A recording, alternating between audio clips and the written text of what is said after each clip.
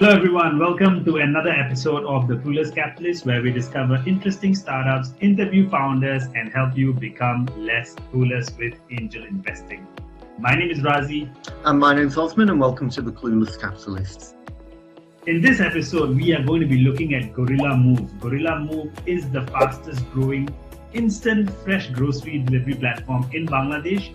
Joining us is the COO and co-founder of Gorillamove, Rahin. Welcome to the episode, Rahin. Thank you for the opportunity. So before we go into the pitch deck, we want to hear the origin story of Gorillamove. How do you get this started? During COVID, one of the biggest problems that my family, including I, faced in Bangladesh was that the wet markets were closed. So the only source of, everything that you need on a daily basis, so food, staples, everything, the only source was ordering online, and there was only one platform that was delivering these kinds of goods, and the pressure on that platform was immense. I was during half of the period. There were two waves for COVID. Half of it I was in the UK, and the rest half I was in Bangladesh. And when I came back, what happened was the market was basically in need of a platform that could deliver these everyday essentials to these people. Our vision when we even thought about an e-commerce platform was to fulfill the needs of the population of the items that are most important to them, and with an ease that has never been possible before. So I will explain this a little bit. So Gorillamove is a quick commerce service that delivers daily fresh groceries to households in under 40 minutes. This was an attempt to solve the one problem that is faced by almost all households in the country. That is securing fresh vegetables, fish, and meat, basically fresh groceries on a daily basis, every single day. Households are faced with the problem of being forced to buy groceries in bulk every single time they visit these local wet markets or supermarkets, because you can plan these trips on a weekly basis or go and visit these stores after 4 or 5 days and you buy for an entire week. You do not have the opportunity to go to these stores on a daily basis because of traffic and every single other problem that we face in this country while we get on the roads. Gorillamove was another attempt to solve these problems and give the population the freedom to buy these groceries in the quantities they only need, which would in turn promote sustainable consumption patterns for the population as well. Because before Gorillamove, households were having to collect their daily groceries, especially the fresh groceries, every single day from these markets, spending hours in traffic just to procure things that they need on a daily basis. And in a country where majority of women in households are homemakers, this process is an intense headache for almost all of the population that they have to suffer. Also, grocery shoppers are often faced with that particular problem where you buy in bulk. At the same time, when you are trying to buy in bulk, you are expecting a good price because you are buying in large quantity. However, the haggle culture is so prominent in this country that you cannot really know that whether you're buying at a good price or not until or unless you can have a comparison. So if you want that comparison, you'll probably have to visit at least 5 different stores or 5 different markets and compare these prices. So That is where the need for a platform like Gorillamove came to be in our lives, in our own particular lives. Just with you sharing that, I have so many questions popping up in my mind, and I think you'll definitely answer them in the pitch deck. So maybe you could share the pitch deck to the pitch deck, and then we'll ask you more questions after. Gorillamove is currently Bangladesh's fastest growing instant grocery delivery service for fresh meat, fish, and produce. And we are on the verge of building the largest in the country. If any of us want to eat fresh on a daily basis, we are faced with multitudes of issues that include spending hours in traffic, rushing to grocery shops right after work ends, and even when we reach those markets in time, those markets run out of fresh fish and meat by the afternoon. So it's never really possible to get fresh products at around 6 p.m. in the evening, and it's not even possible to buy in smaller quantities to eat fresh every single day. And that is where Gorillamove comes in with instant fresh grocery delivery service 24/7. We're solving the when and how you're going to procure those fresh fish and meat, and when you're going to procure those fresh fish and meat with doorstep delivery in 40 minutes around the clock. We are bringing forward convenience. We're bringing forward easy access to fresh proteins. We're in turn reducing traffic and emissions on the road, and as well as promoting sustainable consumption patterns to in turn reduce food waste in a country where millions and millions of tons of food are wasted every single day. We are currently a team of 250 plus people. I am the co-founder and chief operating officer of Gorillamove. I am an engineer by background, but have also worked in digital media and product for the past 8 years. Our co-founder and CEO is Mr. Rahin Islam.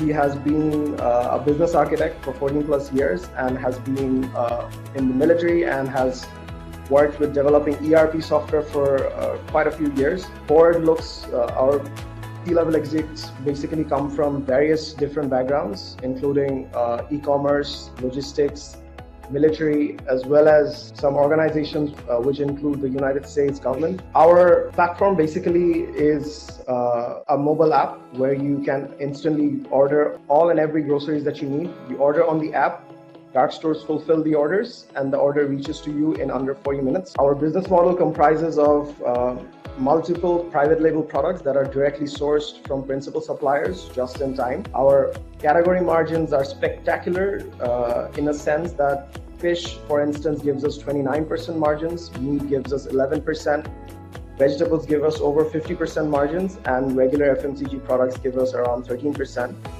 Our private label products have become a staple for a lot of our loyal customers because they are able to get a variety of fish and meat at their fingertips, which otherwise they would have to travel to wet markets to get. And they would not be assured of the prices they're paying to get these products on a daily basis.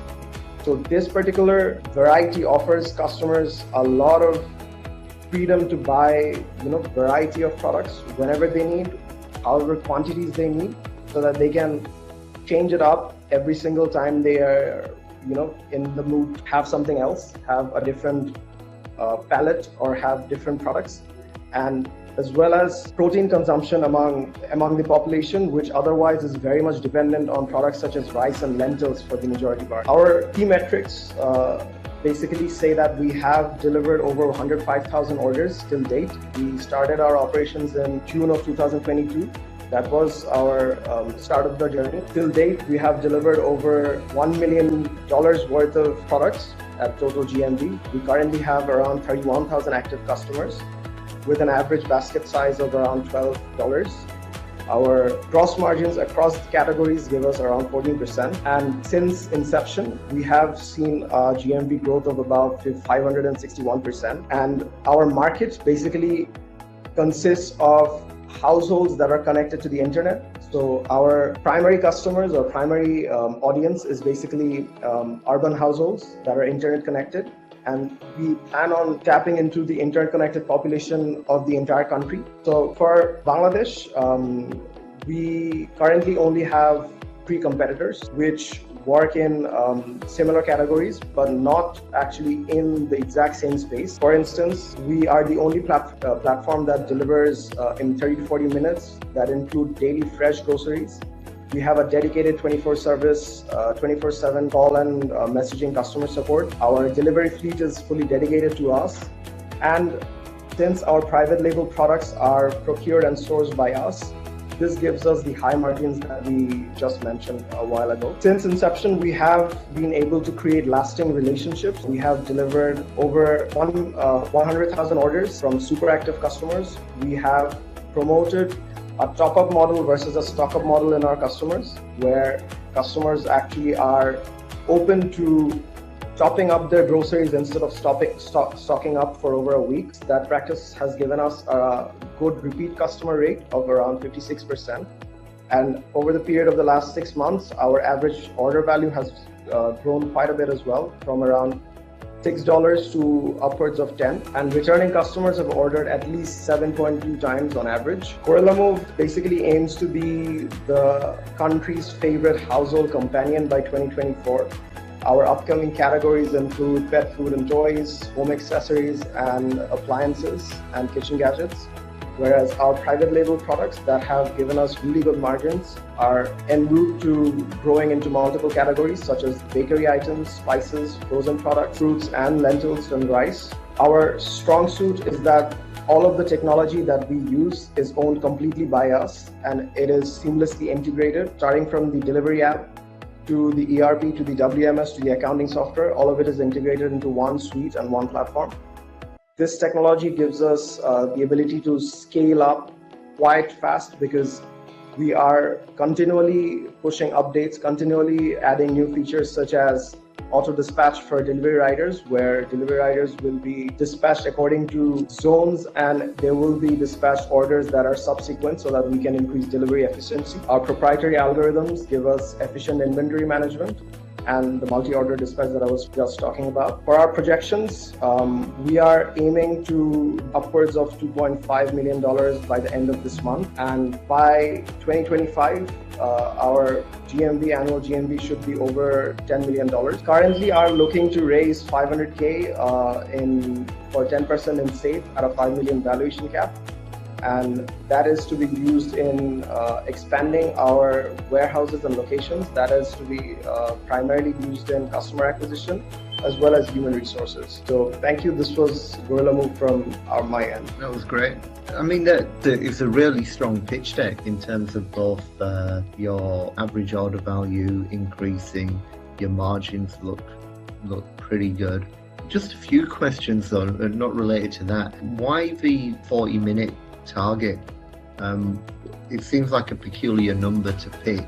Why that? Why not an hour? Why not 2 hours? So to be in the quick commerce space, you mandatorily have to be under 1 hour. And we had initially started to deliver or promise deliveries within 30 minutes, but that had proven to be quite difficult. The 40-minute target is basically a number that we have found to be comfortable for us, that works really well, and customers are usually satisfied with the 40-minute delivery time. If it is promised an hour, it has a different perception to having it under 1 hour. So that was the target for the 40-minute outlook for the number, and we have achieved a lot of success with 40 minutes because currently, at least in this month, over 76% of our deliveries were done under 40 minutes. And we have, learned to listen to our customers quite a bit. That is something that people miss out a lot. We have listened to our customers again and again, even from starting out with a vast majority and variety of products that anyone and everyone can find at supermarkets, to narrowing down our inventory specialty to fish, meat, and vegetables. Because when we listened to our customers, what happened was we found that these are products that they have the most trouble procuring. And listening to them and procuring these products from around the country and making it available to them in 40 minutes at the freshest possible state gave us a lot of appreciation and love from our customers. So that has allowed us to move forward with this particular model, because when we were promising around 30 minutes, we were failing quite a bit because traffic is intense. Even though we are delivering on bikes, the traffic is always intense. And on average, a trip from one of our locations to our customers takes about 25 to 30 minutes. And the 6 to 10 minute duration is to prepare the order. Since there are at least 9 to 10 different products per basket, it takes about 6 to 10 minutes to prepare that basket for the customer. So on average, it's about a 35 to 45 minute duration from placing the order to actually the customer receiving it. Okay. I mean, for people who are watching, they may not understand the peculiar problem of Dhaka in terms of traffic. I experienced it just by spending 40 minutes trying to travel 200 meters down the road and realizing that there's a big market that everyone travels to buy the things, and then there's another market for something else and another market for something else. Can you just walk us through that particular problem in Dhaka? And the follow-on question for that is is this a Dhaka only problem? Because I mean, I'm not from Bangladesh and I've only visited a small portion of Dhaka, so I don't know what it's like elsewhere in Bangladesh. So is this a problem statement for Dhaka alone as well? Not necessarily. The problem is basically for most urban areas in the country. And if you look at our neighbors as well, for instance, Pakistan, for instance, India, the problem is very much similar on their end as well, because this part of Asia at least has a huge dependency on wet markets. And for instance, Thailand, the traffic is terrible in Thailand, around Bangkok. And it's very much similar in Dhaka as well, and also other capital cities where it would take you at least 30 minutes to move a kilometer or two. And the problem in particular is big for Dhaka because of the massive population density. And when so many people are getting out of their work at around 6 p.m., the rush is intense. It takes about 60 minutes to 90 minutes for everyone to reach from their work to their home during rush hour, and the vice versa in the morning as well.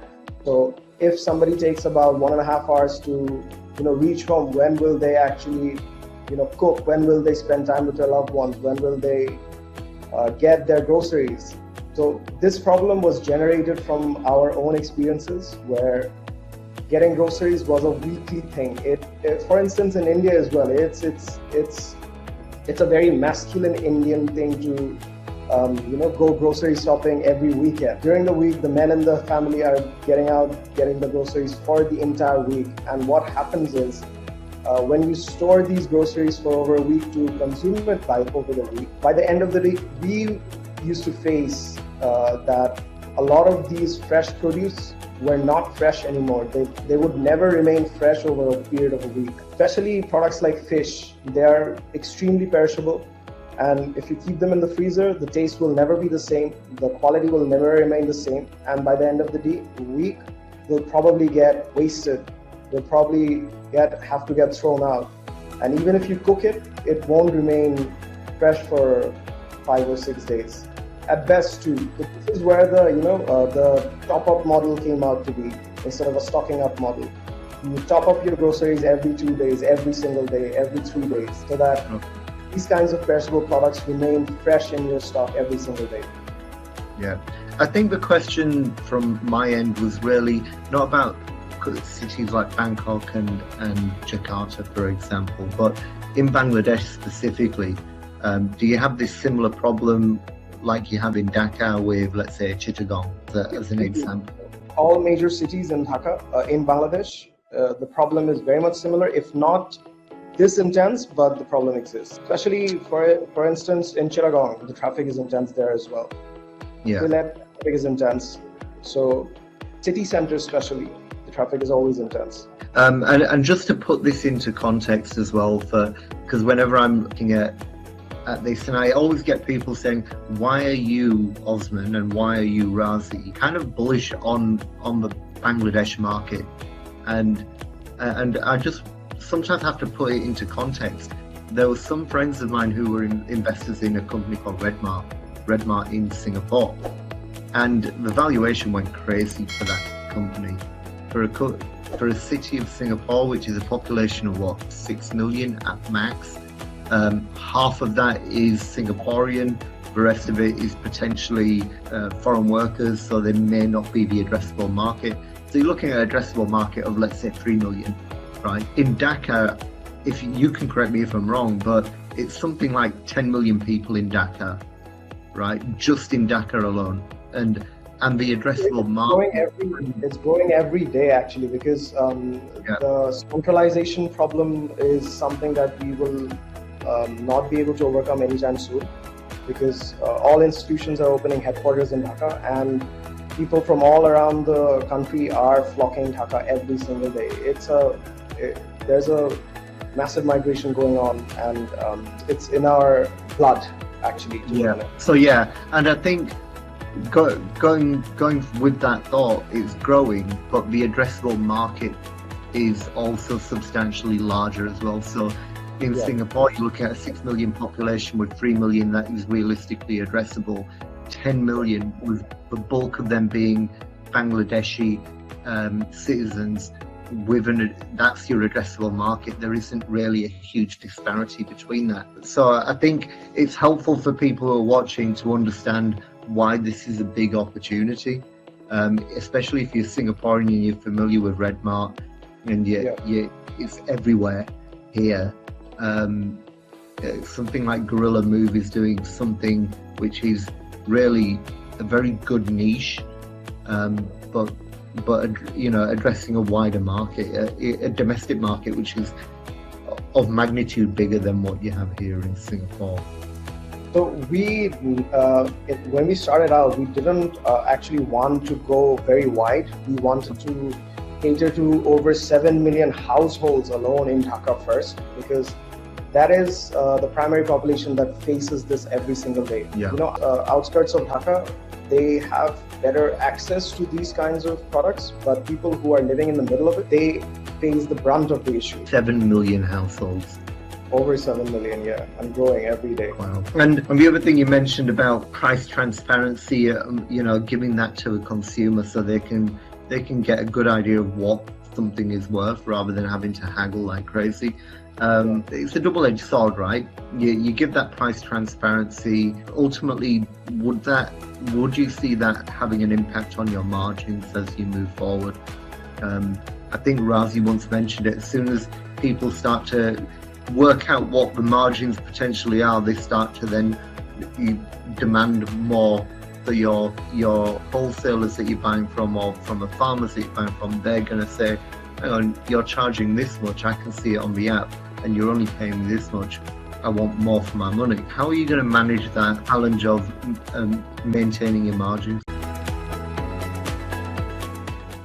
We have not actually faced that issue that much, because I'll explain the process or the steps of actually procuring something like, fish comes from all over Bangladesh, different parts of the country, some even come from sea.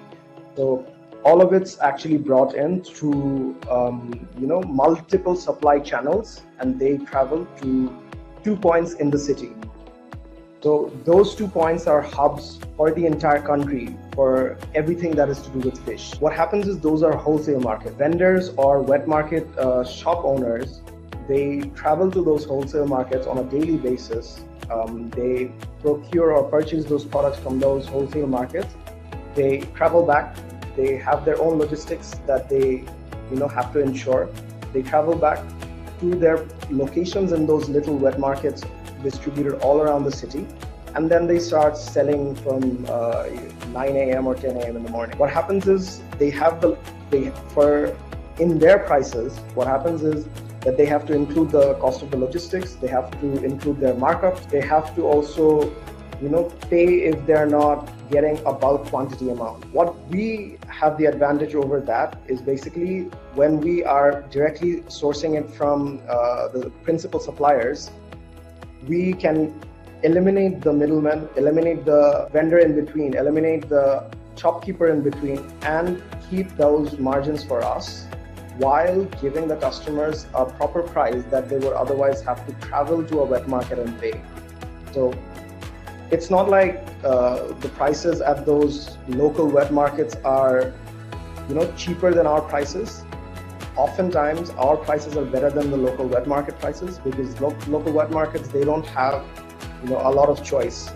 They get 4 or 5 different types of fish, and they have to sell it over the entire day. They have to preserve it, buy the ice that is required to preserve those fish throughout the day, because there are no proper methods of keeping the fish fresh throughout the day. They just use regular ice, they sprinkle water over it, and then they keep it on trays. There is no cold chain at these local wet markets, so the quality by the end of the day also deteriorates quite a bit for these products. But we eliminate all of it. We have our own cold chain that basically gets those fish from those suppliers. We bring it over to our processing center, we process it, package it, cut and clean it whenever it's necessary, and then we distribute it to our hubs, from where the customers can order and get it within 40 minutes. So the middleman in this scenario, or the distributors or the contractors or the shopkeepers for these local wet markets, they are not in the scene. Because when a shopkeeper is basically at a wet market and they're selling these fish, they have to also keep in mind that the amount of money that they're paying for that particular space in that market. So their prices are usually quite jacked up as well. And the quality, it's unregulated to say the least. And the prices are also unregulated to say the least. Because there is no proper benchmark set for products like fish. For meat, there is a market set standard that the government even regulates, even the market committees regulate. But for fish, it doesn't exist. They can ask for whatever they want, and the customer will have to pay whatever the final price is agreed upon. Now I want to just hop in here. Can you guys hear me? So every weekend I accompany my parents to go grocery shopping. So we go to the wet market out here in Singapore, and we've been going to the same wet market ever since I was a kid, for 30 plus years. And the shopkeepers in that wet market are the same people. They've aged. I've watched them age, they've watched me grow. And one thing there's this personal relationship that my parents have with them. So when they go to the shop, they are assured of a few things that they feel comfortable with, is that they will get a good price. Another thing that they appreciate is because they have that relationship, the shop guy will ensure that they get the best cut and the best price. So I'm curious to know, when we look at Gorillamove, I'm sure in Bangladesh as well, you have all these older members of the family who have these relationships. They probably go to the same wet markets on a weekly basis. So I'm curious to know, who exactly is the customer who's buying from Gorillamove?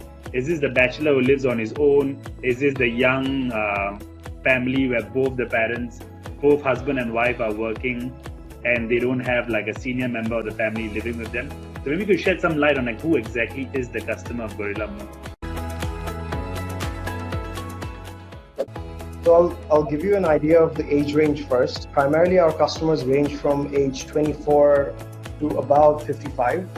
So different customer groups or different consumer groups exist in that age range. So there are bachelors.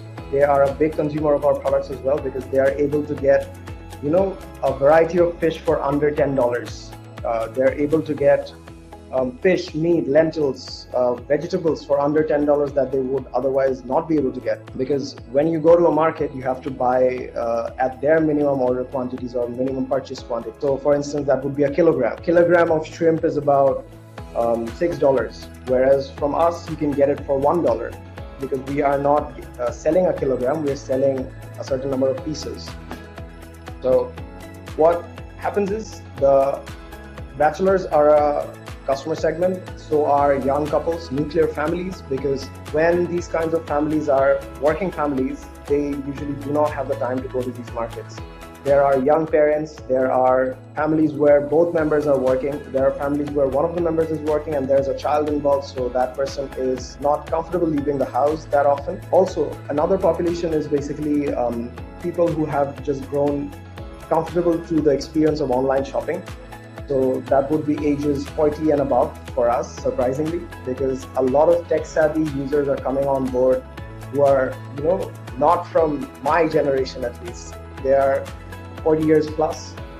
And what happens is that when they, when people usually move into a new area, when they're not, for instance, in your case, you've lived in your area for quite a while, right? So when people move from one area to another, what happens is they're not accustomed to those shopkeepers. They're not accustomed to those particular people that you've built a relationship with. They don't know who to trust. And oftentimes, for us at least, the shopkeepers may not remain the same because of disputes and issues. The market gets closed down, or there's some issue, the people change, or the guy runs out of business because business not doing all that well. The supply chain is never really stable for products like these. Prices go up, prices go down, and these businesses are also quite handicapped because they have nothing to do. When they're buying from these wholesalers, they have to pay the premium prices that they are paying to get those products. So the customers vary from bachelors to nuclear families to people aged 40 and above to people who have moved to a new area. And demographics like this. It's not really limited to just bachelors alone. Bachelors do order, but they are more inclined towards the small quantity or the lack of quantity limitation of what kind of products they can order. I think now I have a better idea of who the customer is. Then the other question that I have is both Osman and I have invested in Prio Shop, and one of the things we've noticed with them is they still don't cover all of Dhaka. They have to go, and it's a very measured expansion, so they don't serve the entire city.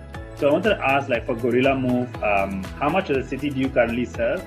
And each time you go to a new zone, what kind of investment is involved? We cover roughly about 80% of Dhaka city. We do not cover the outskirts of the city. We cover only the city corporation areas that we call. It's basically urban Dhaka as we know it. And for any new location that we expand to, our system is prepared for it. What we are currently in the process of practicing is basically a micro warehouse solution, where if it's a rented solution, then it's about around $300 a month for rent.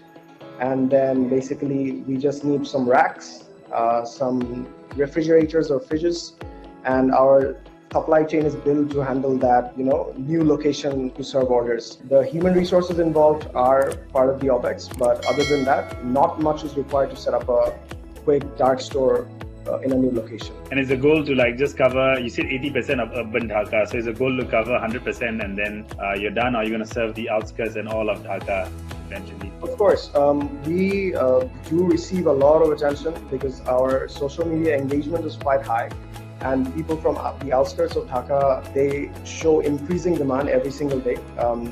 Surprisingly, because we have some marketing campaigns that are quite interesting as well. So I'll give you an example of a marketing campaign. So what we did over the last week was that we sold onions for 1 taka per kilogram. So that is about $0.01 per kilogram. So that was a campaign that got really popular, really viral, and people started making videos about us. And when things on social media go viral that much, we get a lot of attention from people in the outskirts of Dhaka and from the entire country. We are planning on expanding to these locations. We are planning on moving to other cities as well, of course, because the demand is there. The demand from the customers are there, and for that we are choosing a micro warehousing model. The micro warehouse model basically is going to allow us to have a mushroom of Gorillamove dark stores, so that we can ensure quicker deliveries and shorter lead times. What's the price per kg for onions now? Price per kg, the cost? No, just in general. Like if I was to go out there in the market and buy, just wanted to make a comparison to your 1 taka per kg campaign. It's about 38 taka. 38 taka per kg. Wow. No wonder you went viral. You've talked about having your own cold chain.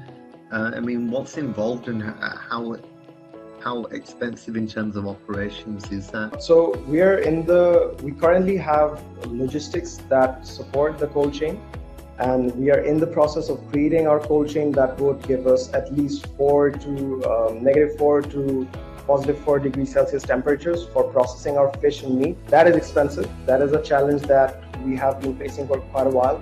And that is something that we're looking forward to building as fast as possible, because that would allow us to buy more fish, more meat, and process it in better ways and process at a larger scale so that we can meet economies of scale as well. And that would also allow us to have better quality products for the customer. So we have recently started vacuum packaging for products such as beef, and we would want to follow the footsteps of some large unicorns in India, for instance.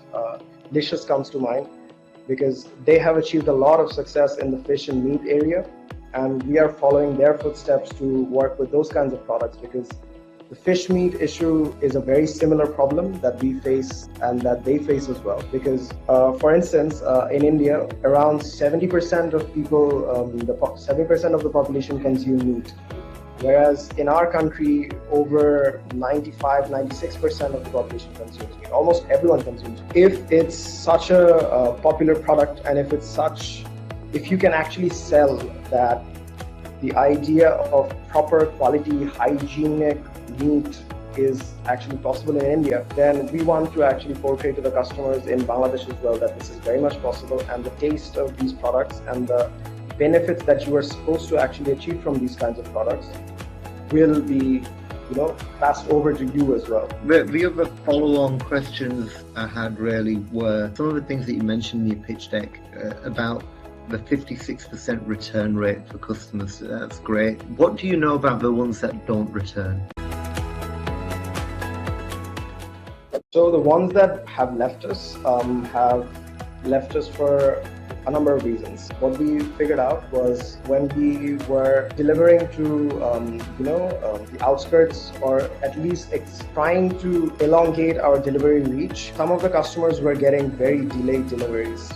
So a promised 40-minute delivery was taking about 1.5 hours, and that was not something that our customers were happy with. And during these particular 1.5-hour deliveries, the fish and meat that we were delivering, they were also getting worse in quality during this delivery period because they're prepared for that 30 to 40-minute delivery period.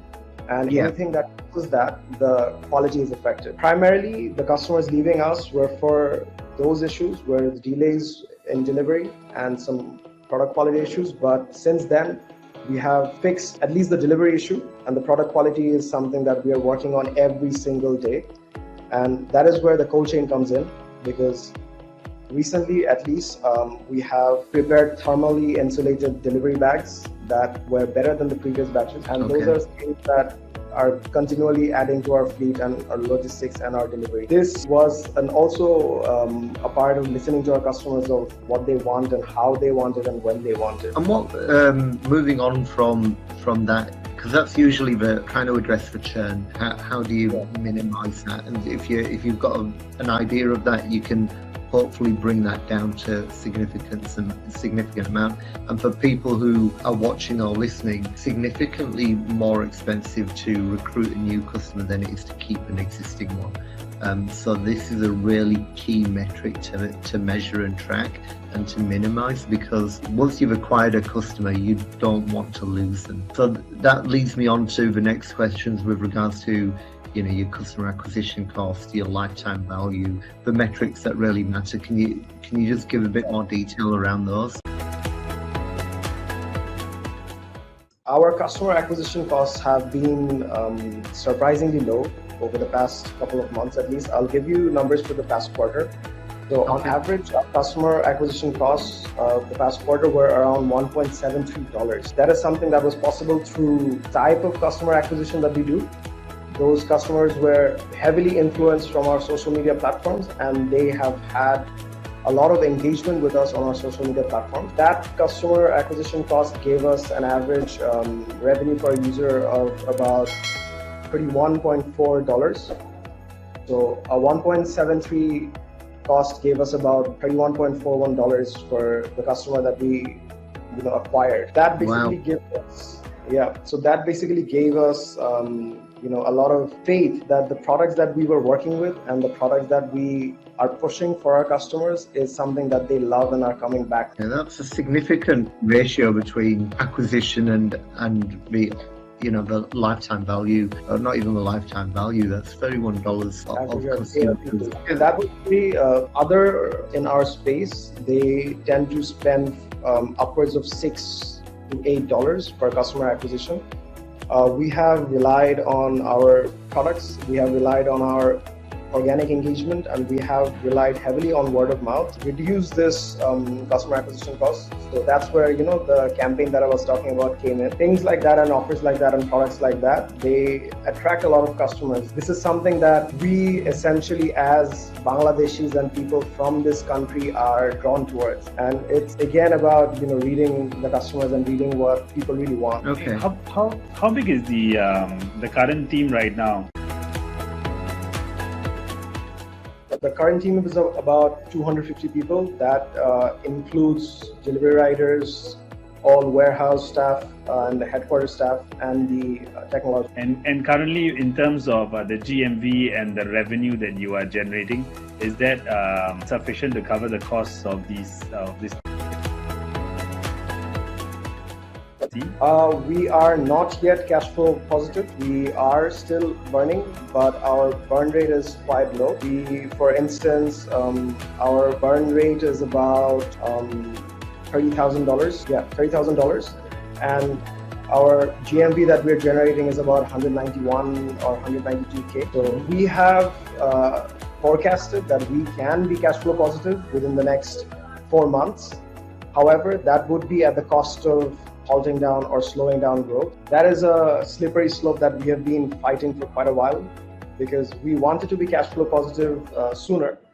But being cash flow positive would mean that we had to tone down on our new location expansions, tone down on logistics, tone down on working further on delivery times. Our milestones have been set accordingly for the next 6 months. What type of runway do you have with the current burn rate? What type of runway have you got with the current burn rate? We have about 18 months of runway with the current burn rate. I think that's quite healthy. So, with regards to the current fundraiser you've got, you're raising 500K at a 5 million valuation. How much of that has been raised again? None of it has been raised yet. We are completely friends and family run organization. We were completely bootstrapped, and the board or the cap table is basically friends and family only. And none of it is raised as of yet. And how did you come to the valuation cap? So it's based on our annual run rate with 4x multiple, and since we're raising on a safe, so I think it would allow us to give our potential investors a lot of faith when we're raising for the next rounds. I mean, and just to put that into context, we've both me and Razi been having these debates around valuation multiples, and depending on the type of business, and a 4x multiple of what you've discussed, perfectly reasonable. Sometimes, there were in the past runaway valuations where people were saying, I'm going to give you a 10x multiple of my GMV, even though my actual revenue is substantially less than that, and it was that type of crazy valuations that really have caused a problem for future fundraisers, because it just it became a frothy market, and during this current funding winter, it's you're not seeing that. But 4 times seems to me like a reasonable amount. And it's 4 times of revenues on revenue. So we basically sought out a lot of advice from fellow organizations and institutions and investors, and we took all of that feedback and worked on our valuation. We did not want to overestimate it or be overly confident about it. We're being as realistic as possible. Even still, I think the debate will continue. The debate will remain. If it's a 3x, it should be a 2x, or it should be a 1x. Some say it should be a 2x. I mean, and luckily, I think the benefit of a safe note is that regardless, because you're growing and because you're getting to that, the reality is that you're going to be 5 million in terms of valuation by the time anybody comes to realizing that into equity. So it's a win-win for everybody. If you get your money in, you don't get into a debate over valuation at a very deep level. So it's definitely worthwhile pursuing the safe note and going down that path. Yeah, what is the minimum ticket? The minimum ticket is $50,000. Okay, and what is the exit strategy? The potential exit strategy. The potential exit strategy for as with, we are yet to raise any rounds, so we are looking for angel investors. So potential exit strategy would be for when we are about to raise our Series A. It would look good for the potential angel investors. And there is a lot of scope for possible acquisitions from international players, from people in Indonesia, even other Asian countries who would possibly be interested for an acquisition. And Then there's the usual IPO dream, but I'm really not sure whether that usual IPO dream is going to be possible for Bangladesh, because it's not really realistic that way. So we're looking forward to acquisitions and raising big rounds in the Series A. What kind of a multiple are we looking at in that exit? I think at least 3x. And I mean, you've mentioned that you have an 18 months runway, and everything seems to be on an upward trajectory. I'm just curious to know what are some of the risks you think a potential investor should be aware of. Potential risks remain in only one area. That is basically if a competitor puts in some heavy dough and they focus heavily on the products and markets that we are working with. But at the same time, to eliminate that risk gives us hope and faith, is that and the numbers speak for itself as well, that we have grown quite a loyal customer base, where competitors who are in our space currently, they work with products that are not very much similar to ours, but at the same time, they promise that they deliver products like groceries, whereas we are the only ones who deliver fresh groceries within that particular e-commerce period. Competitors in the space, they work with on a very different model, where they are not really procuring directly from the source. And the margins that we achieve by directly procuring from the source are some of the best margins in the industry. So those margins are not really possible if you procure your products from a vendor or a supplier who is already a middleman in the scene. I mean, I was just looking at numbers, so I went to look at data from datareportal.com, trying to find specific numbers for Bangladesh. Couldn't find them. I went to look at Indonesia, and interestingly, in Indonesia, in the past 1 year, there's been a 36% growth in people buying groceries online. So I think that makes it very promising. So if people in a similar kind of market, same sort of challenges, are buying groceries online, as 36% growth, I guess there's going to be a lot of potential on your side of things. Yeah, and in our country at least, the smartphone adoption rates are through the roof. It's over, internet adoption is over 38%.